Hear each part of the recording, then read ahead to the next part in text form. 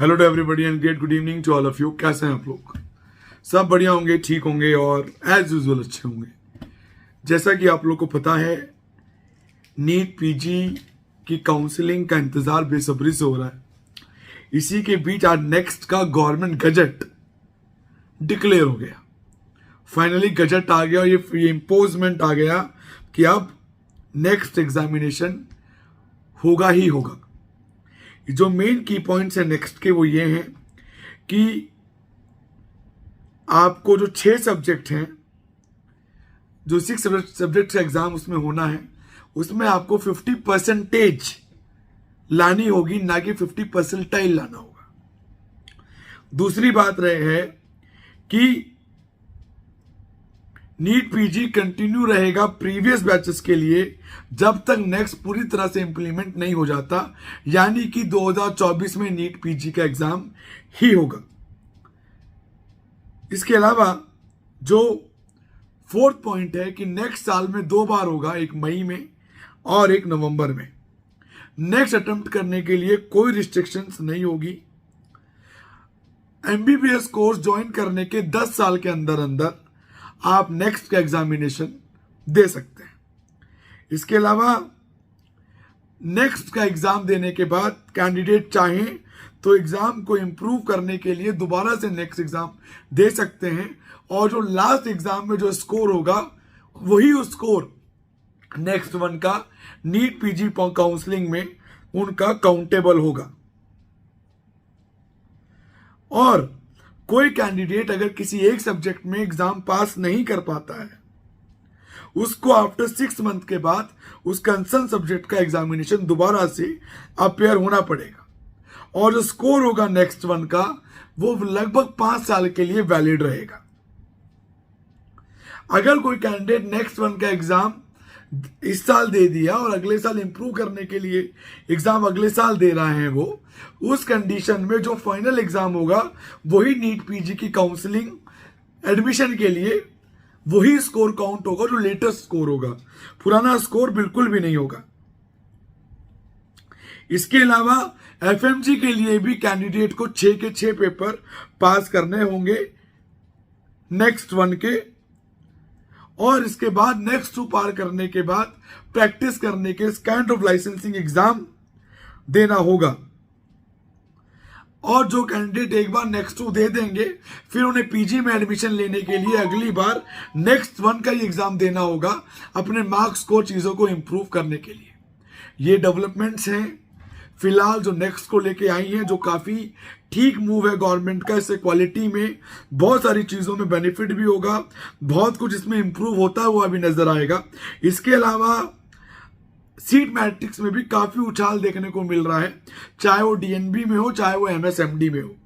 एमएसएमडी में जो सीट्स अब तक बढ़ रही हैं, जैसा लोगों को लग रहा था कि जो डेट आई थी उसके बाद अब टाइम नहीं बढ़ेगा, ऐसा बिल्कुल भी नहीं है। सब कुछ चेंजेस धीरे धीरे आने शुरू हो गए हैं। एक बार मैं आपको सीट मैट्रिक्स हल्की सी रिवाइज करा देता हूं कि एमडीएमएस में किन किन चीजों में कितनी कितनी सीटें कहां कहां अब तक बढ़ी हैं। एनेस्थीसिया में टोटल 308 सीटें बढ़ी हैं, जिसमें गवर्नमेंट की 157 सीट्स, प्राइवेट की 122 और डीम्ड की 29 सीट्स हैं। इसके अलावा एमडी डर्मेटोलॉजी की टोटल 89 सीट्स बढ़ी हैं, जिसमें 58 गवर्नमेंट की और 31 प्राइवेट की। इमरजेंसी मेडिसिन की 97 सीट्स बढ़ी हैं, जिसमें 44 गवर्नमेंट की और 39 प्राइवेट की और 14 डीम्ड की। इसके अलावा फैमिली मेडिसिन की 4 सीटें बढ़ी हैं, जो कि प्राइवेट में बढ़ी हैं। जनरल मेडिसिन की 380 सीट्स बढ़ी हैं, जिसमें 172 गवर्नमेंट में और 208 प्राइवेट में। एमडी पीडियाट्रिक्स में टोटल 206 सीटें बढ़ी हैं, जिसमें 97 गवर्नमेंट में और 102 प्राइवेट में और 7 सीटें डीम्ड में। इसके अलावा एमडी पैथो में 260 सीट्स बढ़ी हैं, 162 गवर्नमेंट में, 81 प्राइवेट में और 17 सीटें डीम्ड में। इसके अलावा एमडी साइकेट्री में 85 सीट्स बढ़ी हैं, 57 गवर्नमेंट में, 22 प्राइवेट में और 6 सीटें डीम्ड में। एमडी रेडिएशन ऑन्कोलॉजी में 35 सीटें गवर्नमेंट में, 5 प्राइवेट में और 3 डीम्ड में, 43 सीट बढ़ी हैं। MD radio diagnosis 136 seats government में, 113 प्राइवेट में, 33 डीम्ड और 282 सीट्स बढ़ी हैं। एमडी रेडियो में आज तक सबसे ज्यादा सीट्स इस साल बढ़ी हैं। पिछले किसी भी साल में 136 गवर्नमेंट में एमडी में कभी नहीं बढ़ी, फर्स्ट टाइम बढ़ी है। यानी कि लगभग 68 सीट्स 50% कोटा में ऐड होंगी।